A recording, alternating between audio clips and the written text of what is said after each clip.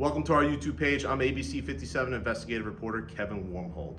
Now, our newsroom has been flooded with emails and phone calls about concerns about some living conditions here in Michiana. So we started digging into tenant rights and some renters' rights, what's going on legislatively, and we spoke with Senator David Niezgodski about those two bills that were moving in the Senate, and here's what he had to say.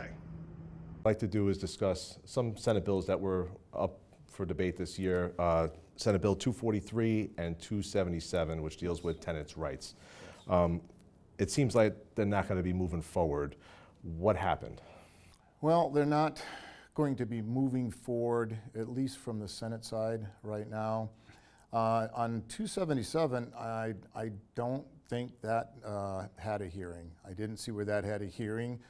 We're in the short session, and sometimes it can be very difficult to get certain bills heard. The process is very quick, and even though as important as that was, if there was a long list of other bills they heard, it's no excuse. They chose not to hear it. On Senate Bill 243, that actually did have a hearing, and unfortunately all the members weren't present in the committee that day, and that bill tied at 5-5. So there are things you can bring back up in the legislature, but at the time that happened, it was the last week where committees could hear bills before they would move on to the chamber floor. So with a tie, that was a defeat, and unfortunately that bill was defeated in that manner.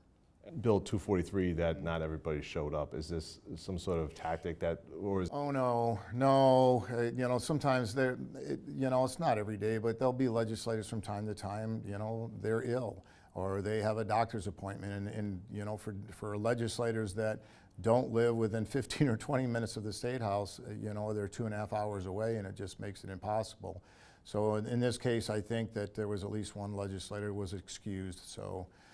No, it's nothing like that in this case. Regarding Senate Bill 277, I spoke to Senator Walker on that bill, and he told me that he did not see a path moving forward this year, and that this would be the third year that this bill specifically has no movement. What is the issue? Who's at fault for these bills not going forward? Sometimes it can be other committee members. Obviously, Senator Walker, I know him very well. He is a very, very sincere person. If he's going to carry a bill, he's going to be very serious about it. Sometimes they can't have enough members of just the committee that are willing to support it. It would seem like an issue like this is that's a little bit hard to believe. Sometimes there may be a fiscal involved, and so therefore it would have to be recommitted to the Appropriations Committee. You know, there's a number of different things. You know, it's for me, I'm not here going to offer any kind of an excuse. I think this is a bill that these bills absolutely should have been heard. But it is the legislative process, and it moves very quickly in a short session. You know, when you're speaking of some of these, it's not over yet, because now, even though these bills will not move to the House, there are other bills that we will continuously look for. Representative Maureen Bauer and I work very, very closely all the time, and we'll be looking for the bills that can be germane to these issues in the House. So these issues can also be amended into House bills. So the second half begins now. If that takes place, then it comes back to the Senate for a final vote. That will be when it goes into conference committee. So that's our pursuit right now, is to continue in any shape, manner, or form. I've spoken to a lot of nonprofit attorneys over time. We go out on a lot of cases involving tenant issues with property managers. They convey that in this state, the tenants do not have a lot of rights, that this is a landlord-friendly state. What could be done to change that? What can be done, and it should never, ever have to take tragic events like we have witnessed here in South Bend, the horrific deaths of the 6 young children on LaPorte Avenue, some in the worst times of winter, people to go without hot water or to go without heat.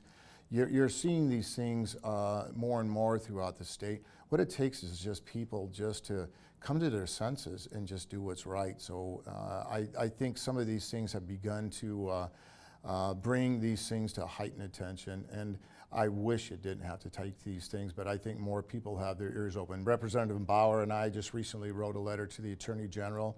We received an answer back in only a couple different days, and the Attorney General has assured us that he is looking at this issue. He sent us a personal letter thanking us for Representative Bauer and I for getting involved in this, and that he is not taking these matters lightly. So these are the type of things that sometimes surpass what legislation can do. And you mentioned that tragic event that happened on LaPorte Avenue here in South Bend. And I want to bring up, our research shows that the property owner for that property is in a trust to a Dallas, Texas address, who's the owner of that trust resides in California. We've looked into multiple housing properties here in city of South Bend and St. Joe County where the property owners are out of state and they hire a management company here to represent them. In that case, a fire, that house that had the fire, the house failed an inspection. After the housing authority tenants, they moved out, chose to move out rather than live in unsafe conditions. Somebody who didn't accept the voucher program moved in and there was no inspection. What could be done to change that?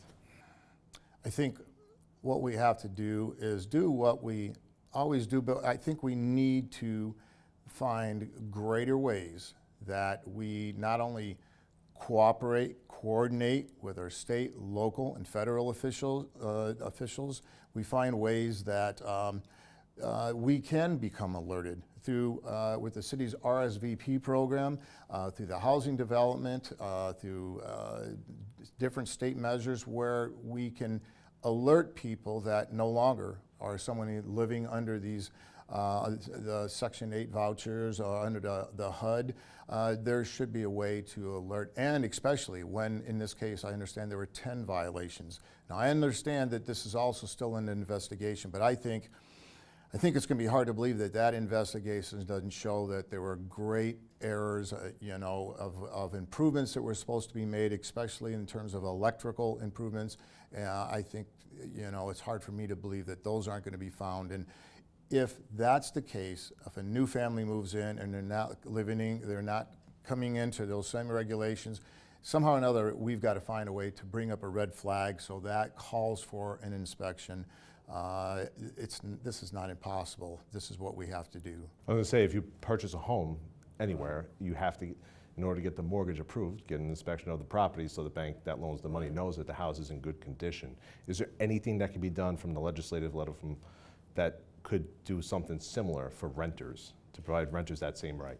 Yes, I've already inquired about that. I know that, again, working with Representative Bauer, we're both looking for different bills where we can add an amendment and legislation where we add teeth. And, in this case right here, with the role that the Attorney General is stepping forward into, there was an issue in Indianapolis a short time back where he also provided some assistance. This thing calls for the help of, there is no politics to be had in an issue like this. This is when everyone comes together. They come together to do the things that are right, so no one else can ever have to face tragedy again to the measure that we have seen. Thank you for watching our YouTube page. Make sure you like and subscribe us and stick with us. You can go to abc57.com to catch all of our news stories and follow up with these tenant rights and other issues coming forward in the near future.